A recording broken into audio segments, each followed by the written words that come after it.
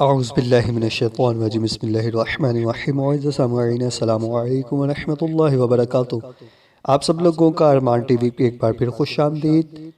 मैं जल्दी इसलिए और छोटी छोटी वर्किंग वीडियो इसलिए लाता हूँ ताकि मेरी ऑडियंस का टाइम वेस्ट ना हो और उनका दीनी और दुनियावी काम भी हासिल हो जाए, या अगर उनको कोई बीमारी है तो अल्लाह उसको इस वजीफ़े से या मेरे इस अमल से शिफा दे दे।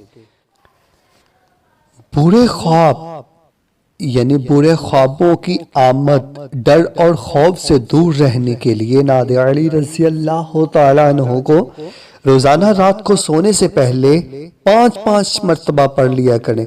यानी एक बार अव्वल आखिर दुरूद शरीफ और 5 मरतबा नादे अली रज़ी अल्लाह तआला अन्हु को पढ़कर सो जाया करें और अपने हाथों पर दम करके इन्हें अपने मुंह पर फेर लिया करें।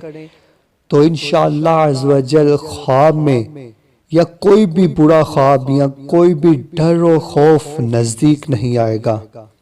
अगर आपको मेरी ये वीडियो अच्छी लगी तो वीडियो को लाइक शेयर कमेंट ज़रूर कर दें और मेरे चैनल को सब्सक्राइब कर दें और घंटी के बेल को प्रेस कर दें ताकि मेरे नए आने वाली वीडियो सबसे पहले आपको मिले। जज़ाकल्लाहु व खैरा।